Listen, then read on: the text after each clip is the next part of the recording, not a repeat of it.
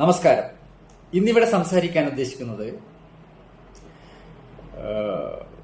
ഒറീസയിലെ ഹൈക്കോടതി ഉൾപ്പെടെയുള്ള നീതിന്യായ കോടതികൾ നൽകിയ ജാതീയത പ്രകടമാക്കുന്ന ചില ഉത്തരവുകളെ നിശിതമായി വിമർശിച്ചുകൊണ്ടും അവയെ റദ്ദാക്കിക്കൊണ്ടും സുപ്രീം കോടതി പുറപ്പെടുവിച്ചിട്ടുള്ള ഒരു വിധിയെക്കുറിച്ചാണ്.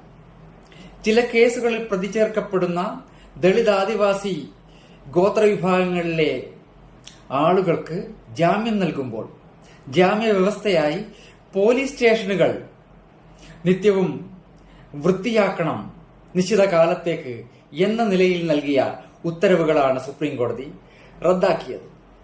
ഇത് സംബന്ധിച്ച് ഉണ്ടായ ചില പത്രവാർത്തകൾ ഒറീസയിലെ നീതിന്യായ കോടതികൾ പുറപ്പെടുവിക്കുന്ന ഉത്തരവുകളിൽ ജാതീയത വെറുപ്പുളവാക്കുന്ന ജാതീയത പ്രകടമാകുന്നു എന്ന നിലയ്ക്കുണ്ടായ ഒരു പത്ര റിപ്പോർട്ടിന്റെ അടിസ്ഥാനത്തിലെടുത്ത സ്വമേധയാ എടുത്ത നടപടിയിലാണ് chief justice Suryakant, justice Joymalya Bagchi എന്നിവരടങ്ങിയ ബെഞ്ച് വിധി പുറപ്പെടുവിച്ചിട്ടുള്ളത്. റായ്ഗഡ് ജില്ലയിലെ ഒരു ഖനന പദ്ധതിക്കെതിരെ നടക്കുന്ന പ്രക്ഷോഭത്തിന്റെ ഭാഗമായി രജിസ്റ്റർ ചെയ്ത കേസുകളിലാണ് ഇത്തരം ഉത്തരവുകൾ ഉണ്ടായിട്ടുള്ളത്. പത്ര റിപ്പോർട്ട് പ്രകാരം ഒരു കേസിൽ കുമരേശ്വർ നായിക് എന്ന പ്രതി എല്ലാ ദിവസവും രാവിലെ 6 മണി മുതൽ 9 മണി വരെയുള്ള സമയങ്ങളിൽ കാശിപൂർ പോലീസ് സ്റ്റേഷനിൽ ചെന്ന് ആ സ്റ്റേഷനും പരിസരവും വൃത്തിയാക്കണം എന്ന വ്യവസ്ഥയാണ് ജാമ്യം നൽകുമ്പോൾ നൽകിയത്. ഇങ്ങനെയുള്ള 8ഓളം കേസുകളിൽ ജില്ലാ കോടതി ഈ രീതിയിലുള്ള ഉത്തരവുകൾ പുറപ്പെടുവിക്കുകയുണ്ടായി. ഒരു കേസിൽ ഒറീസ ഹൈക്കോടതിയും സമാനമായ ഉത്തരവുകൾ പുറപ്പെടുവിക്കുകയുണ്ടായി.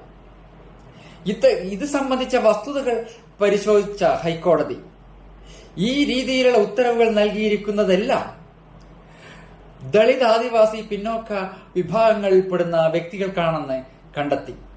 ഉന്നത കുലജാതരായ ഒരു പ്രതിക്കും ഈ രീതിയിൽ പോലീസ് സ്റ്റേഷൻ വൃത്തിയാക്കണം നിശ്ചിത കാലത്തേക്ക് എന്ന ഒരു ജാമ്യ വ്യവസ്ഥ വെച്ചിട്ടില്ല. ഈ രീതിയിലുള്ള ഉത്തരവുകൾ പ്രകടമായി തന്നെ വെറുപ്പുളവാക്കുന്ന ജാതീയത പ്രകടമാക്കുന്നതാണ്. ഇത് നിയമവിരുദ്ധമാണ്, ഇത് ഭരണഘടനാ വിരുദ്ധമാണ്, പാർശ്വവൽകൃതരായ ജനവിഭാഗങ്ങൾക്ക് നൽകുന്ന സംരക്ഷണത്തിന്റെ ലംഘനമാണ്.